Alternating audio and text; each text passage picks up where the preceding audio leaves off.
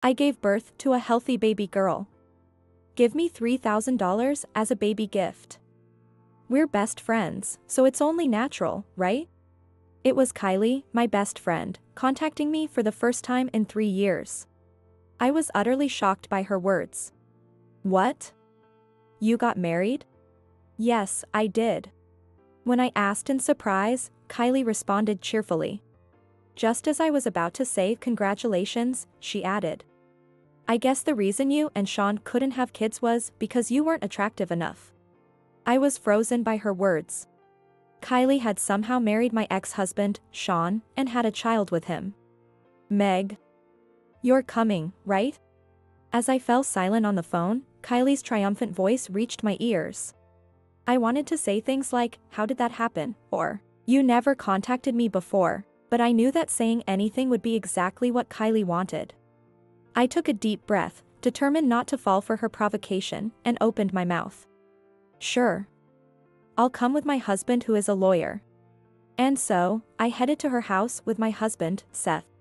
Little did anyone know at that moment that Kylie's contact with me would throw both her and Sean's lives into chaos. My name is Meg. I was born and raised in a rural area in Appalachia. I spent my time in my hometown until high school, and then I moved to New York for a job. Living alone in an unfamiliar place from a young age. I remember feeling very lonely living in New York without any friends. Therefore, it became a routine to call my friends and family back home after work. Even after a few years, I never got used to the environment, and I had no acquaintances outside of my coworkers. Then one day, a turning point came in my life. When I went to visit a coworker's house, I met a man who was her husband's friend. His name was Sean. He was born and raised in New York and worked as a doctor at a college hospital. Sean was the same age as me, and to a country girl like me, he seemed very sophisticated and attractive. Sean also took a great liking to me, and soon after meeting, we started dating and got married the year we both turned 30. When our marriage was decided, I first reported it to my friend from home, Kylie. I met Kylie when I was in elementary school. We went to the same school for junior high and high school, so she was my best friend. Kylie was the only daughter of a local politician. She was a well-protected young lady. Moreover, she inherited her father's leadership qualities and decisiveness. However, because of that, for better or worse, she always thought she was the best. On the other hand, I was indecisive and lacked confidence.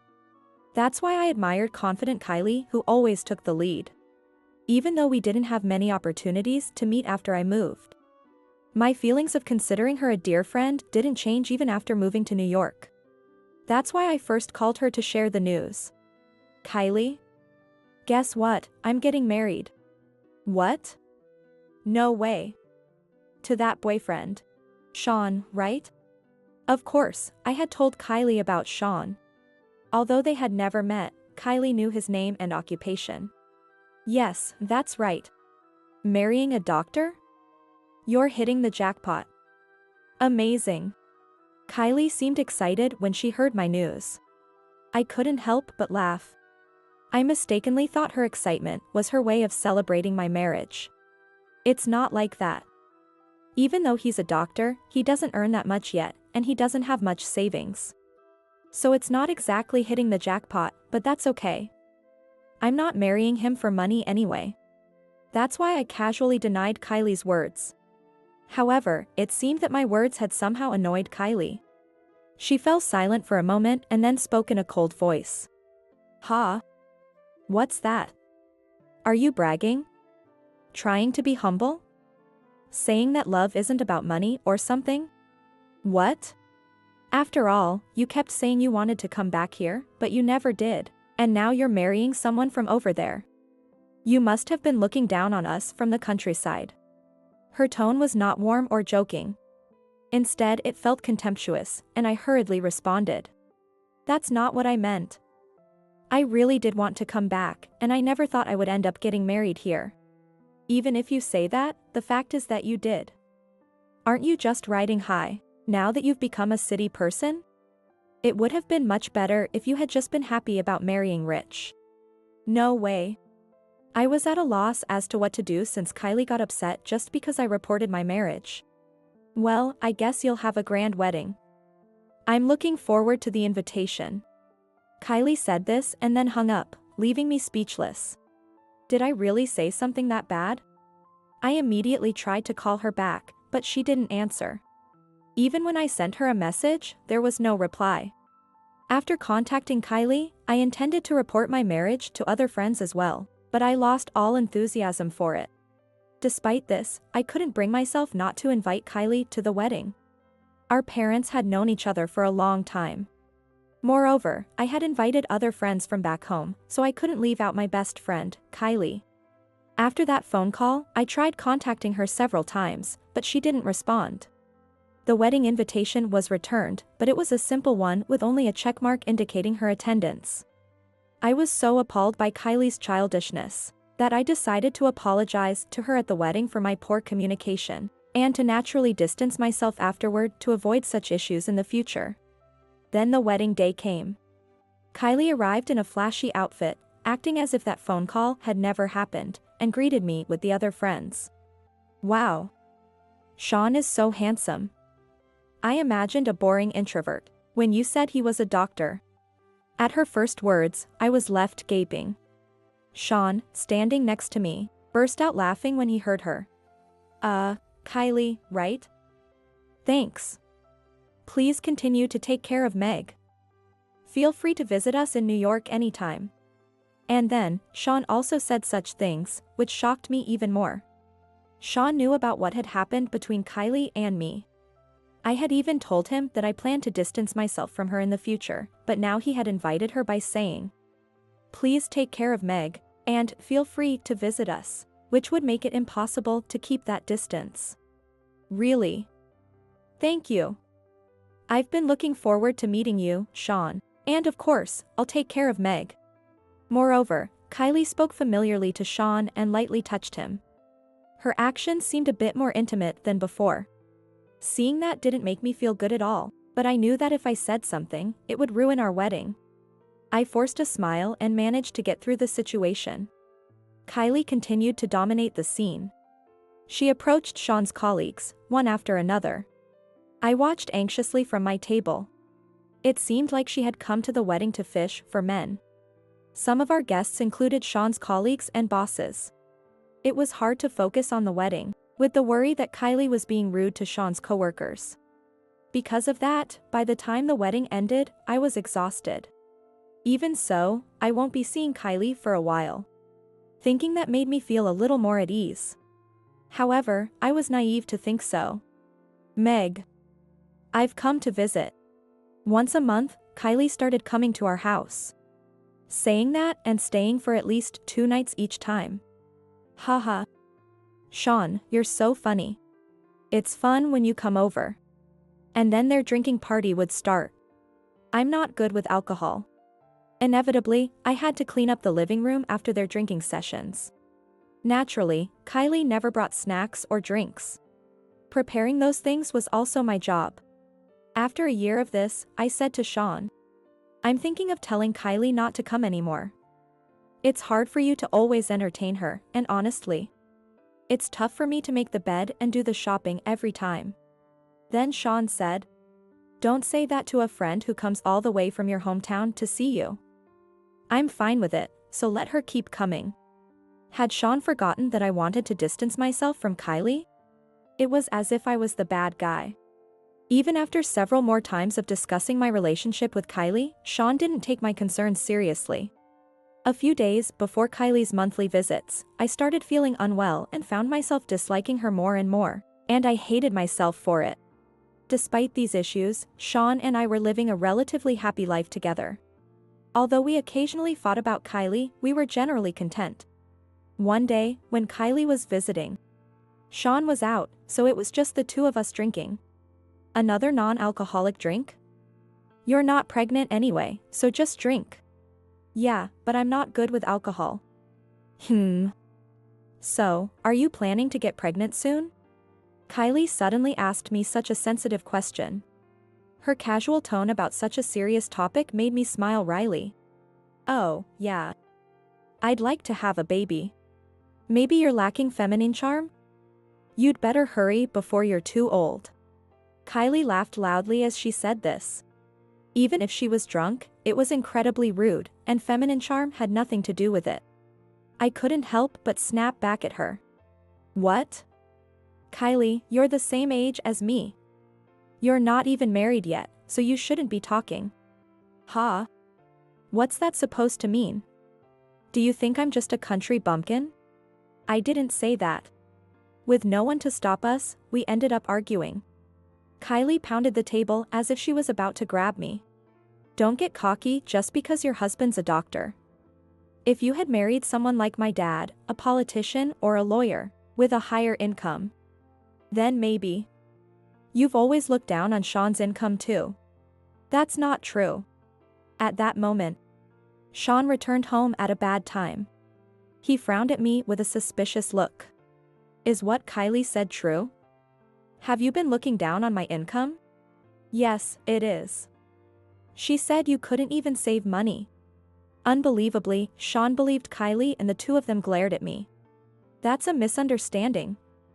When Kylie accused me of marrying for money, I said your income wasn't that high and that I didn't marry you for that reason, but I didn't say it like that. Even so, don't you realize that it would hurt Sean's pride? How can you not understand that?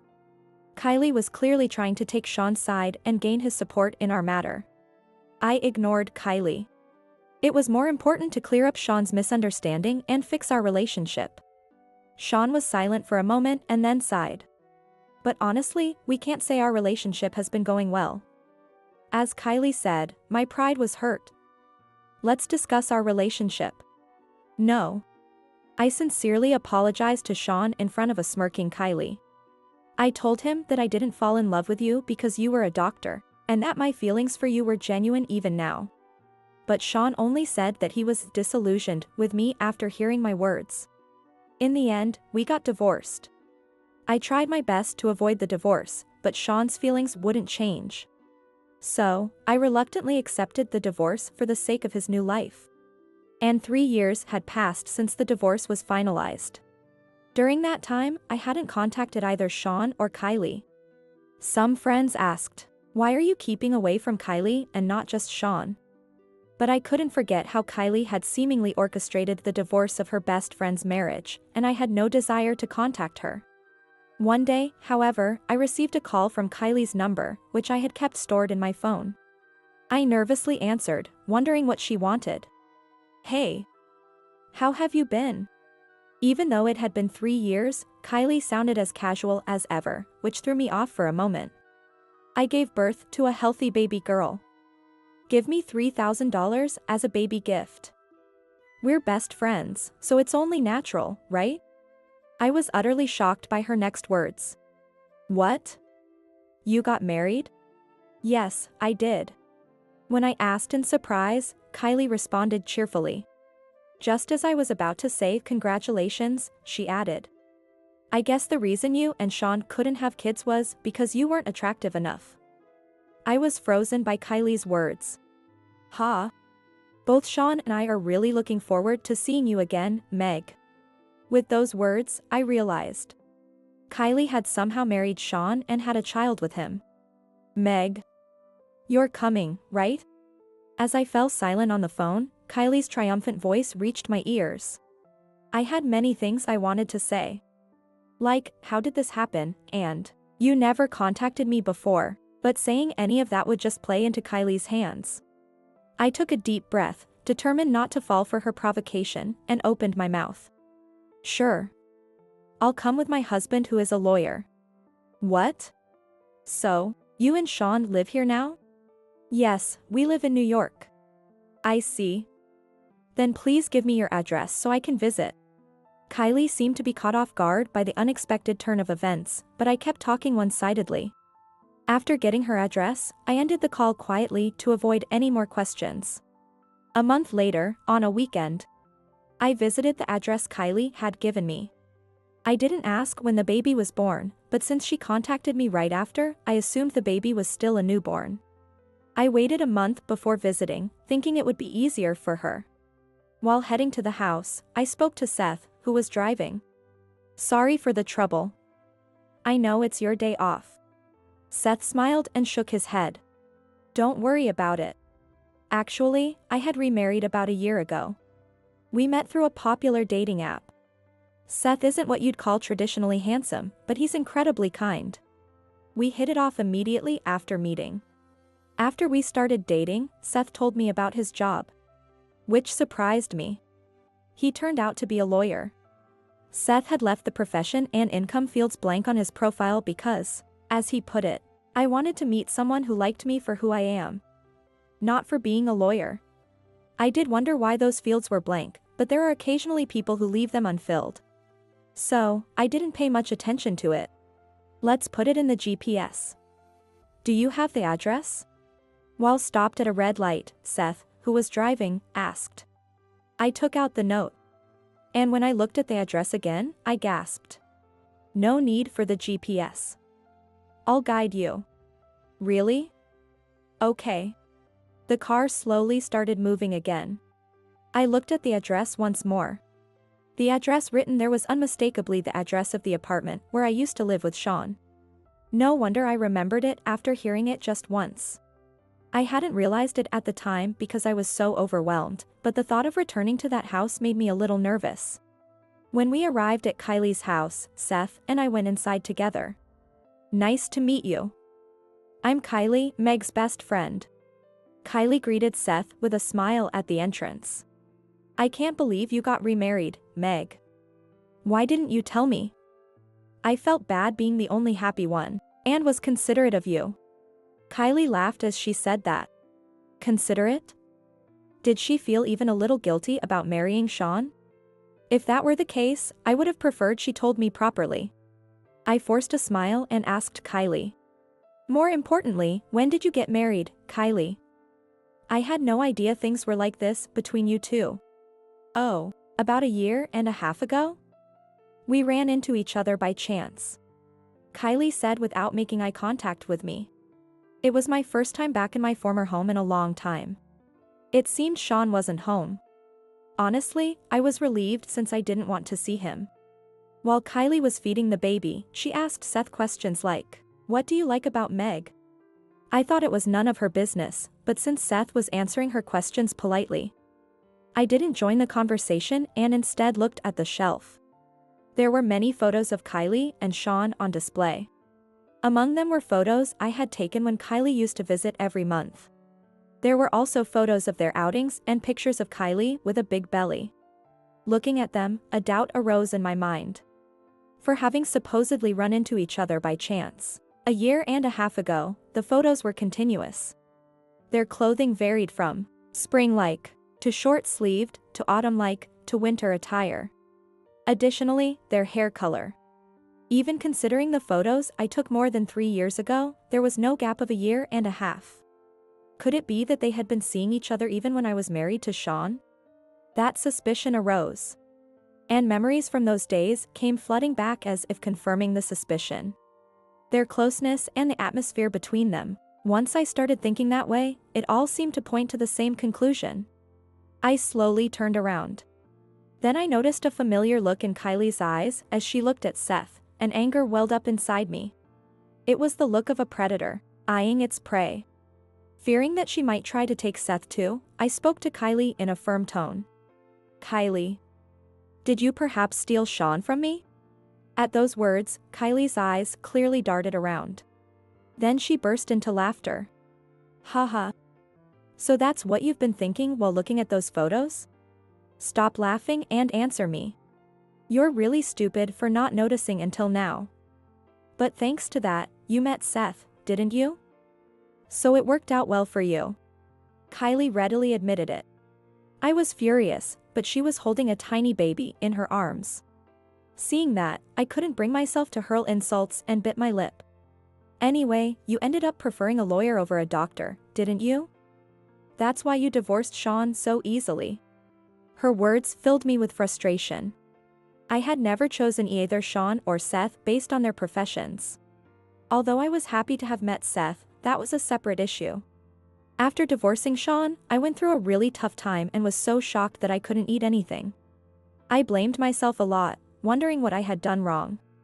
And now, finding out that Kylie and Sean had been together all along made me feel utterly mocked. I fought back tears as Kylie laughed triumphantly. Seth, this girl loves to go after rich men. You're young, so you'd be better off finding someone else. No way. I looked at Seth in desperation. Seth muttered with a serious expression. I see. I think I understand the situation now. I was shocked by his words.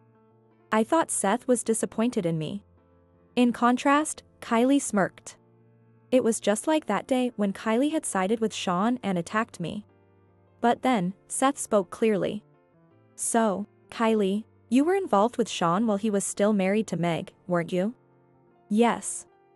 It's really stupid that she didn't notice. Kylie laughed, and I snapped. Alimony. I'm going to demand alimony. Are you stupid? The statute of limitations for alimony claims is 3 years. It's too late now. This was exactly why Kylie had contacted me. It had already been 3 years. She thought that what they had done to me would no longer matter. Seth began to laugh. Kylie, you're well informed. Of course. It's obvious. Meg's ignorance is laughable. But Meg still has the right to make a claim. Both Kylie and I turned our attention to Seth. Even if the divorce is finalized, she has 3 years from the day she learns about the affair to file for alimony. Meg found out today. So she has 3 years from today. Kylie turned pale. Huh? No, no way. That can't be. You can't claim divorce alimony, but you can certainly claim alimony for infidelity from both of you. Please reflect on the hurt you caused my wife. Meg, let's go. Wait, this is a misunderstanding. While Kylie panicked, Seth smiled at me. I felt relieved and grateful that Seth didn't fall for Kylie's manipulation, and stood by me until the end. I wiped away the tears that had fallen. Seth, kind and calm, worked hard to heal my wounds and began the process of claiming alimony from the two of them. Simultaneously, calls kept coming to me non-stop. Calls from Kylie and from an unregistered number. When I answered one out of curiosity, I heard Sean's voice and immediately hung up. Thanks to that, we got Sean's phone number, making the paperwork smoother. On a later date, we visited their house again. These are the documents regarding the alimony claim. We brought them for you to review. Since it was a Sunday, Sean was also at home. As soon as we arrived, both Sean and Kylie apologized. Meg, I'm really sorry. Please withdraw the alimony claim. Kylie suddenly apologized meekly, but I gave her a cold look. I kept quiet for your sake. I thought it would hurt you. I thought we could take this secret to our death. Yeah. And I only told you because you seemed happy. Even Sean, whom I hadn't seen in a while, was speaking as if they weren't at fault. The two of them continued to drone on about how they had kept the secret for my sake. So, you do realize you're at fault? Of course. Then pay the alimony. However, they fell silent at that. There was no point in discussing further. An apology without any sincerity meant nothing. Seth began to explain the alimony claims in a matter-of-fact manner. Anyway, Sean will pay $30,000. And Kylie will also pay $30,000 to Meg, making a total of $60,000. $60,000. We can't pay that kind of money. The amount Seth mentioned turned both of them pale and then red in anger. However, Seth remained calm and explained the rationale behind the amount. Sean listened, still saying, "Even so, that's too much. We have a child. If you had any sense, you wouldn't demand such an amount from a couple who needs to raise a child." Kylie complained repeatedly. If they had any sense, they wouldn't have cheated with their best friend's spouse. Ignoring their own faults, they kept shouting. To silence them, Seth raised his voice for the first time.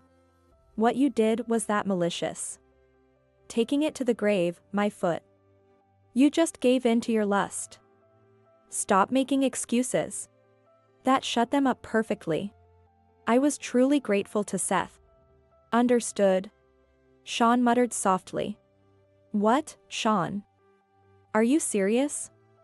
Where are we going to get that money? I'll handle my share. You can borrow from your parents or something. What? I can't do that. They began arguing in front of us. Sean indeed had an income as a doctor. But Kylie had no income. She might have worked back home, but the plane tickets for her monthly visits to our house must have been substantial. I didn't know when she quit her job, but she wasn't the type to save money. Plus, her father was a politician. Even if they had money, he wouldn't cover his daughter's infidelity expenses. Well, we'll be leaving now. Let us know when you've made the arrangements. Prompted by Seth, I left the house with him. As we shut the door, I heard Sean's angry voice. Why did you tell Meg? There was no sign of remorse. Hearing that, Seth and I laughed as we walked away. We walked to the nearby parking lot and were about to get in the car when... Wait. We stopped at Sean's voice. You go ahead and get in the car. I nodded yes, and got into the car. The window was slightly open and I could hear their conversation. I didn't want to hear anything, so I tried to close it, but I couldn't start the engine from the passenger seat, so I just sat there quietly. Seth, you know my situation. Please do something. Hearing Sean's words, I lifted my head. This and that are separate matters. Sean spoke to Seth as if they were acquaintances, which puzzled me, but it really felt like a conversation I shouldn't be hearing. Still, I couldn't help but overhear it. It was irresistible for that conversation to reach my ears. What's the remaining amount now? Tell me. Here. What if someone hears us? Just tell me. My life depends on this. Sean urged Seth in a panicked tone. Seth lowered his voice and said something. Sean, confirming what he heard, spoke again. Ivy's husband is owed $20,000, and Mina's husband is owed $11,000 in installments, and now $30,000 to Meg? There's no way I can pay that. I was stunned by Sean's words. And to think you used to be Meg's husband. If this continues, it's only a matter of time before Kylie finds out and demands alimony. Please. Don't tell Kylie. Of course, I have a duty of confidentiality. I won't go out of my way to tell her. But can you keep it hidden forever? Hearing Seth's words, Sean buried his face in his hands. Seeing this, I couldn't help but burst out laughing. From their conversation, it seemed that Sean had been repeatedly unfaithful. It had been discovered by the husbands of the women involved, and he was currently paying alimony to them. It's often said that fools with money only bring trouble upon themselves, and it seemed that Sean was the biggest fool of all. Are you working just to pay alimony? At your age, it's time to grow up. I know. Then make sure Kylie never finds out. If you don't take care of her, you'll lose both your family and your money. Seth left those words and headed toward the car. Sean called out, Seth, wait, but Seth didn't stop. Sean, meeting my gaze from the car, stood frozen in place. It seemed his little pride couldn't bear to show me his pathetic state. Though, it was already plenty pathetic. The alimony for Meg cannot be reduced by a single penny. Thank you. With those words, Sean slumped against the concrete wall. He was likely pondering what to do next. I hoped that the same energy he had used to hide his affairs would now be directed toward alleviating the suffering he had caused. Sorry to keep you waiting. Seth got into the car with a smile on his face. I simply greeted Seth with a smile too. Thanks to Seth, I was able to receive alimony from both Sean and Kylie. Kylie had asked Sean to cover her portion of the alimony, but Sean didn't have the means to do so. In the end, she turned to her parents for help. Kylie's parents knew that Sean was my ex-husband. But they had never imagined that Kylie was the cause of our divorce. Indeed, as Kylie had told me, they believed that she had reconnected with him a year and a half ago. It turned out that Kylie had lied to her parents as well, and they were furious upon learning the truth. My parents told me that Kylie's parents had come to our house to apologize. Kylie's mother cried, saying it was her fault for spoiling her too much. Her father said he would never let her cross their threshold again. Even good parents don't always raise good children, I thought, as if it were someone else's problem. Eventually, it seemed Kylie also learned about Sean's alimony situation. It was ironic for her to blame Sean for his infidelity when she had been unfaithful herself. But I hoped this made her understand a bit of what I went through. Though Sean's infidelity wasn't ongoing, and they decided to rebuild their relationship for the sake of their child. With Kylie's high pride and Sean's unfaithful nature, I could only hope, as if it were someone else's problem, that at least their child would grow up properly. After receiving the alimony and settling down, Seth and I went on a trip. The hotel on a southern island with a view of the ocean helped heal the wounds and hardships I had endured. I'm now at an age where having children is considered late. It would be a lie to say I have no regrets about missing the chance to have children, but I feel very fortunate to have met Seth. I expressed my gratitude to him once again. If I hadn't met you, I think I'd still be alone, in the depths of sorrow. Meeting you has made me truly happy. Thank you for being with me. I wanted to be with you because you saw me for who I am, Meg. Thank you for being with me. Let's continue to take care of each other. Seth said this to me. I thought that I want to see many different landscapes with him, without ever forgetting the happiness I have now.